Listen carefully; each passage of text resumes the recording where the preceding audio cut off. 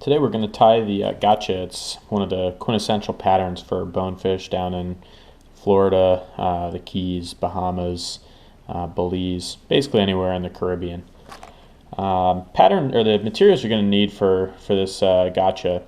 You want some basically standard stainless steel hooks. I'm going to use size 4 today.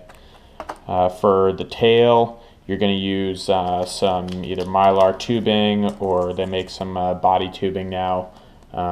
Get it in a pearl color. For the body, you're going to use some flat diamond braid.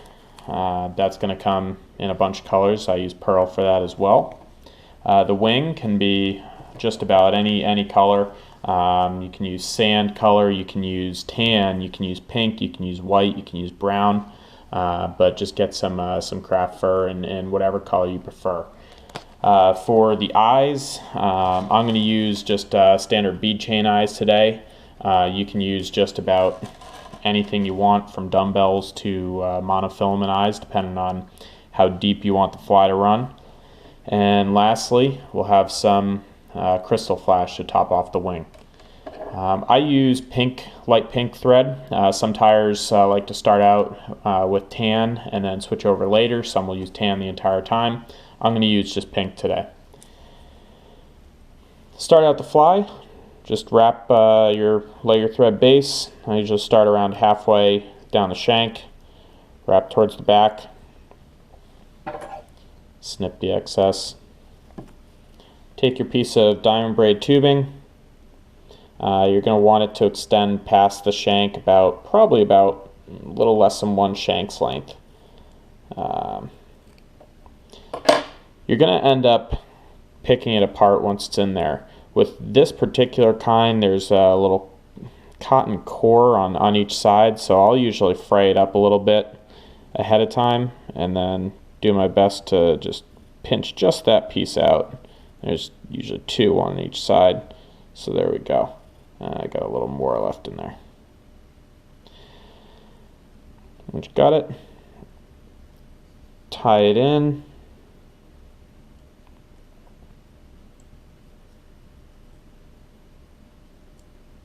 Tie it up.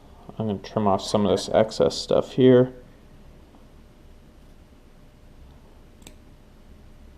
I like leaving a little bit extra there than I normally would, just because I'm going to want that to help build up a little bit of the body. So once that's secured, take a bodkin or something similar and just really run through there. Lots of times you can just use your finger and it's simple enough. At this point, grab your diamond braid, tie that in here, right at the base of the tail. Advance your thread forward.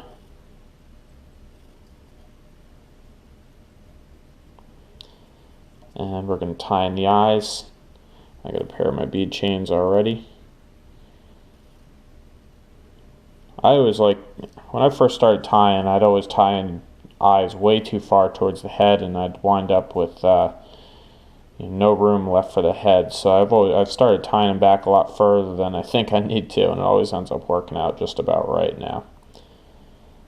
So do all your figure eights, get it nice and secure. You always want to wrap around the base of the eyes too to help secure that in place. I always, at this point, usually add a drop of Zap-A-Gap or something similar. Help secure them, make sure they don't come loose or come loose as easily. Take your diamond braid at this point, you're going to wrap it around, overlap each wrap a little bit. Make your body.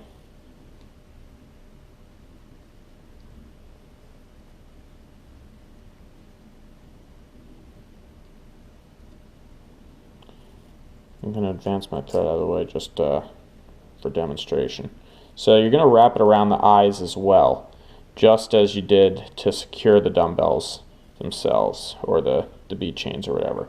Now you want to make sure you wrap it all the way around so even underneath the eyes is covered. Alright, once you got that, go ahead and tie it off.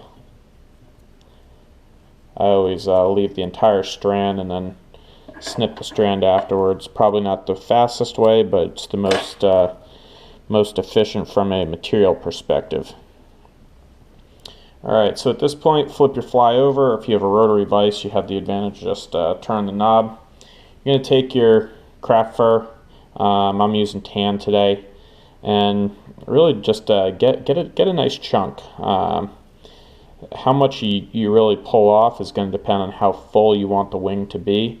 I'm going to grab about this much, and I'm going to snip that off, and then we're going to have to clean it out a little bit. Craft fur doesn't stack nicely like bucktail does or anything like that. So you can see this is way too long. The end goal is you're going to want to have these pieces just about a little longer than the length of the tail. So you can see here, it's probably going to be right nice and full to about this length. So let's start peeling. Just grasp the base tightly. Just start picking out some of the longer pieces of craft fur. Sometimes you can actually, if you're careful, you can grab enough of the longer pieces that you can tie a second fly with that. But you're not always that lucky. Next thing, grab the base, take out some of the really short stuff so it doesn't really mess up your knots or your head and make it more difficult to tie. There's no reason to tie in that extra crap. Okay, so make sure you have it proportioned right. If you need to, you could always trim out some of the pieces, but I don't like doing that. I like leaving the tapers more natural. So once you're measured out, that's not a good wrap there. You want to get as close to that head as you can. 1, 2, 3. Trim it off. Clean up any little bits around here so you don't have them poking out once you go to tie off the head. This is always one of my least favorite parts. I'm not that great at making a nice clean head, but you do what you can. Okay, make sure it's nice and secured on there. Okay. Now at this point, just grab some of the crystal flash, maybe, I don't know, 4, 5, 6 strands. Again, it's going to depend on your preference, if you like it to be flashier or if you'd rather have it more subtle.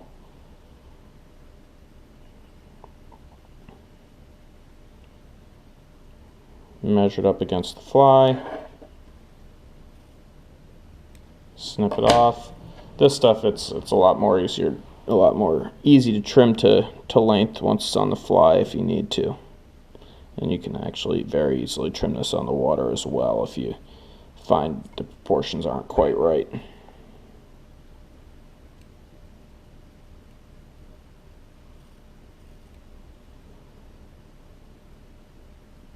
Okay.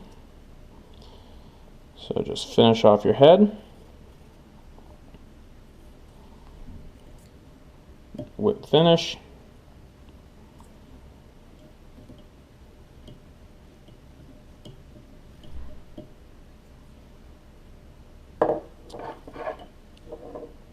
Give it a nice little snip. And all you need at this point is your head cement. And that's a finished fly.